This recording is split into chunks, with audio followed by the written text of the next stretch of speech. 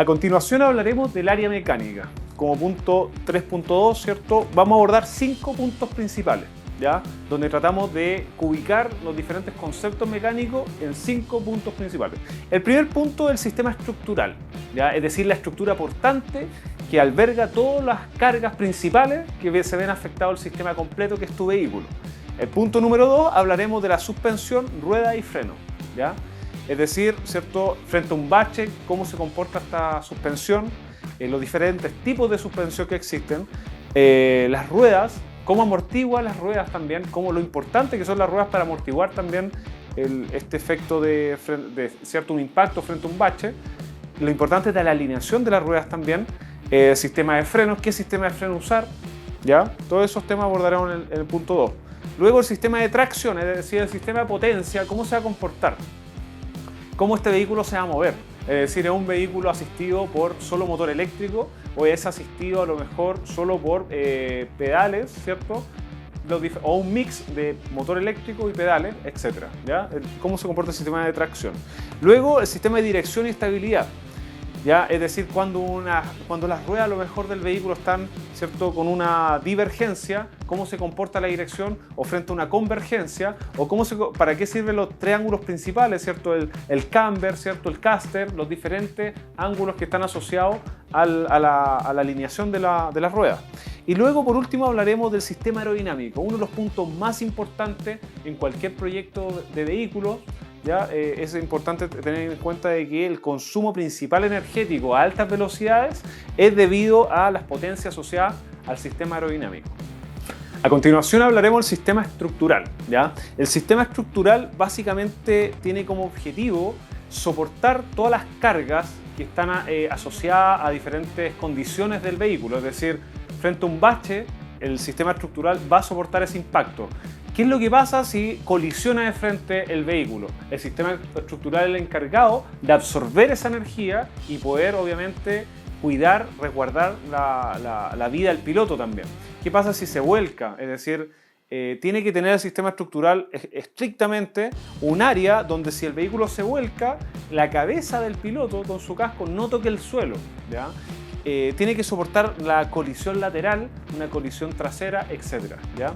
Por lo tanto, los criterios de diseño son muy estrictos en el sistema estructural. Quizás es el área más estricta donde uno tiene que hacer un buen trabajo ingenieril de cálculo. ¿Okay? El sistema estructural tiene que albergar los diferentes tipos de esfuerzos asociados, que son compresión, tracción, flexión, ¿cierto? Flexión, torsión, etc. Y los esfuerzos múltiples asociados en algún tipo de condición de colisión. ¿Okay? Lo importante en un sistema estructural como criterio de diseño de un auto optimizado es que cada tubo cumpla por lo menos 2 funciones, ¿ya? Es decir, por ejemplo, vamos a hablar de dónde se adosa, imaginemos en el chasis, las bandejas de suspensión, ¿ya? Donde se adosan, ahí tenemos que usar algún tubo, uno para soportar la fuerza, el esfuerzo que transmite la bandeja de suspensión, y punto número 2, a lo mejor es un punto de anclaje del carenado del vehículo, es decir, la parte aerodinámica. Por lo tanto, cumple una doble función, ¿ya? Es importante exigir al equipo de ingeniería que cada tubo tenga ese requerimiento. Por otro lado, el factor de seguridad del sistema estructural, lo importante es no ser tan... si uno es extremadamente conservador, es decir, un factor de seguridad muy elevado, vamos a llegar a una estructura muy robusta. Pero si estamos con un vehículo optimizado, lo importante es tener a lo mejor lo recomendable entre 1,5 a 3 de factor de seguridad, puede ser un número interesante para garantizar de que el sistema estructural está bien fabricado, ¿cierto? La realidad no va a sufrir fallas, ¿ya? Por ejemplo, ¿dónde fallan los sistemas estructurales generalmente? En las zonas de SAT, es decir, las zonas afectadas térmicamente, ¿ya? Que son las uniones de soldadura. Muchas veces uno hace el cálculo por una simulación virtual, un SolidWorks o otro software, pero en la realidad, ¿cierto? Tenemos una incertidumbre asociada en la buena ejecución de ese proceso.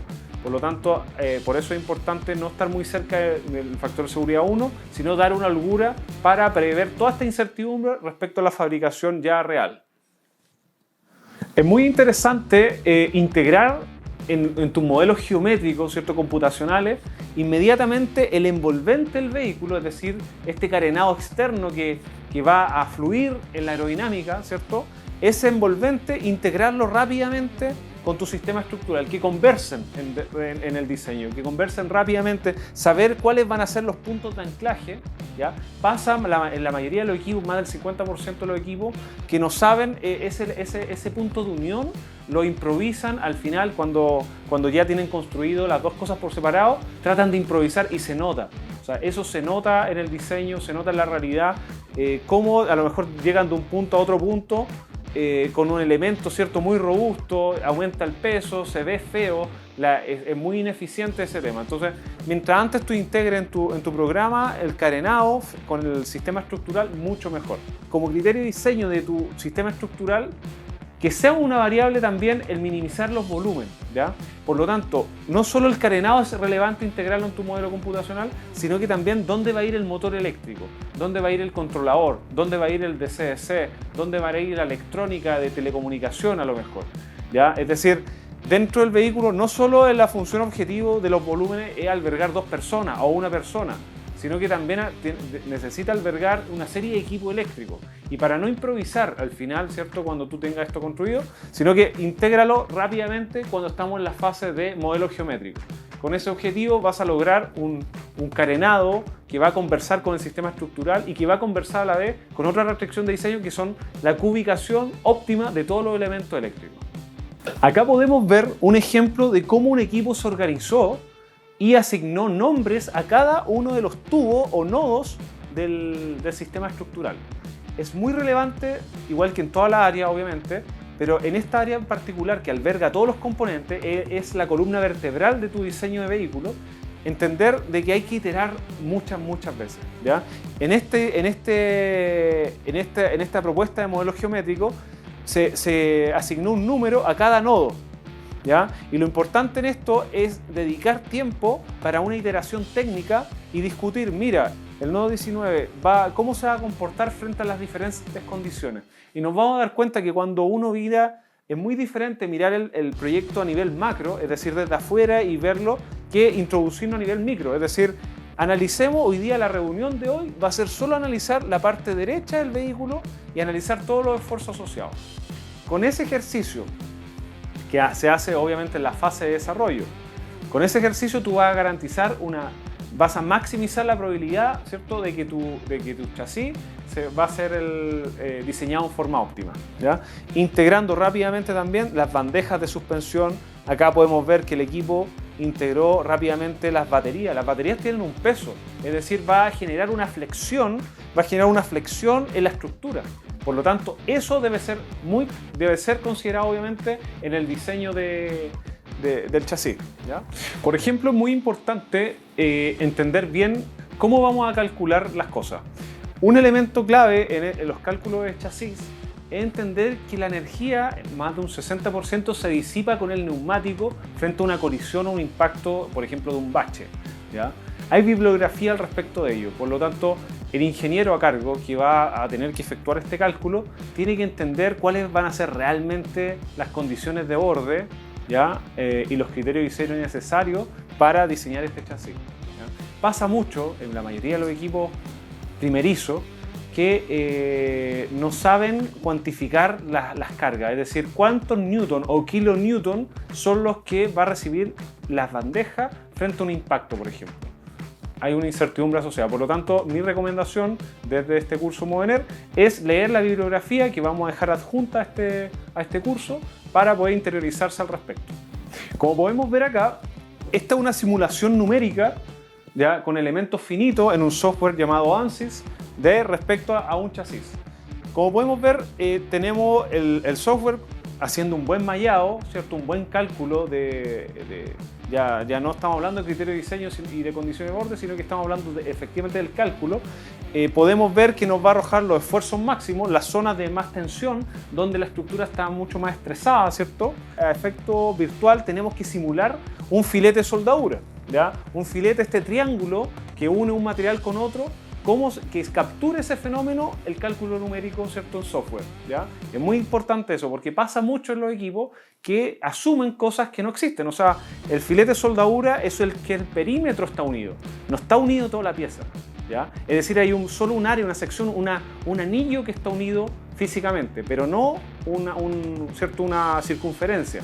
Por lo tanto, hay que capturar de manera virtual todas estas variables reales, ¿ya? Para que el resultado sea obviamente lo más semejante y con el menor grado de incertidumbre a la realidad, ¿ok? Es muy importante generar triangulaciones, ¿ya?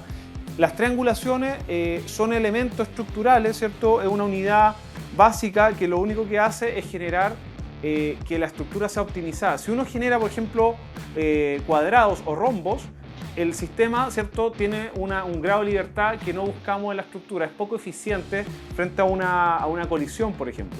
Pero si uno genera, ¿cierto?, un triángulo, este triángulo es mucho más eficiente, tanto ya que son 3 tubos y aparte tiene un comportamiento geométrico que se adopta mucho mejor para un efecto de una colisión o un impacto lateral, etc., ¿ya? Por lo tanto, es importante generar triangulaciones en las zonas críticas, ¿ya?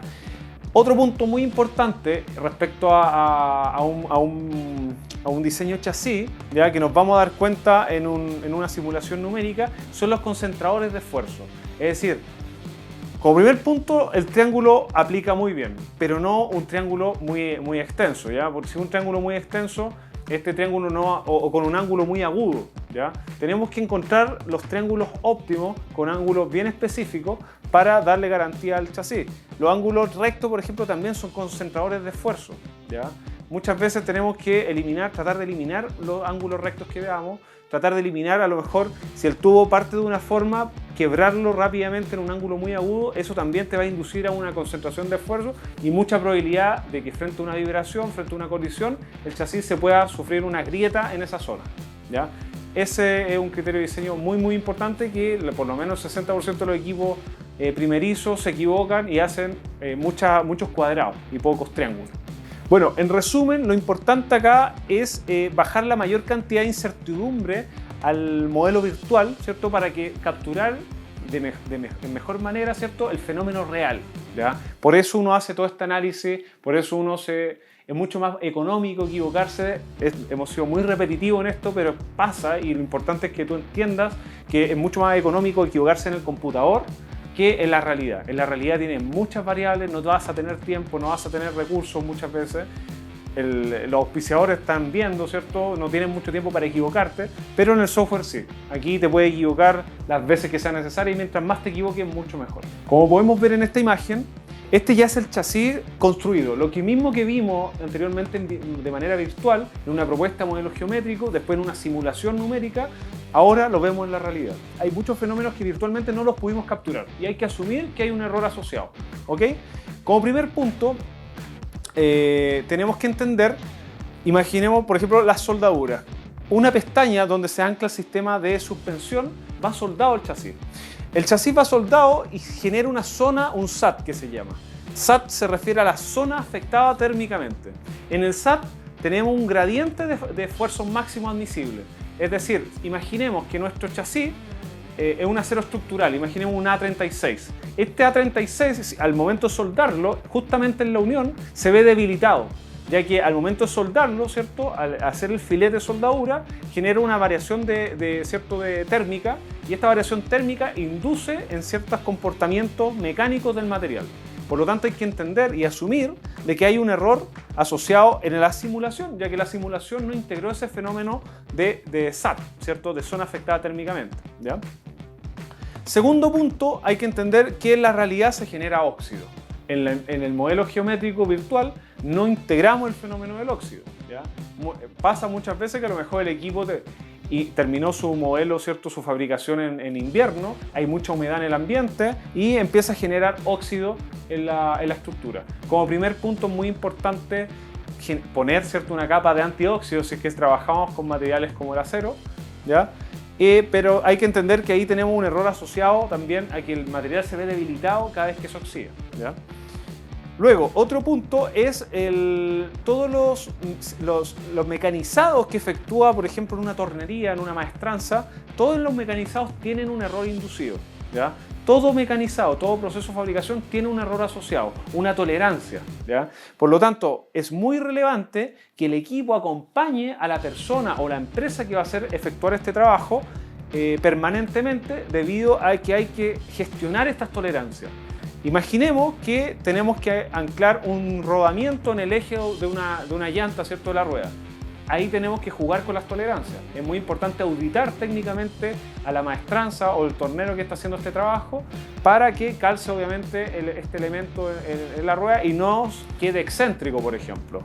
O también la tolerancia donde tiene que ir el hilo de la rótula, a lo mejor de la bandeja suspensión, ¿ya? Por eso es importante no dejar de lado la realidad, es decir, una vez que tú entregas los planos de fabricación, tienes que ir de la mano, ¿cierto?, con la persona que va a efectuar el trabajo en la realidad, ¿ya? Esa es la recomendación respecto a llevar esto, ¿cierto?, a la fabricación real.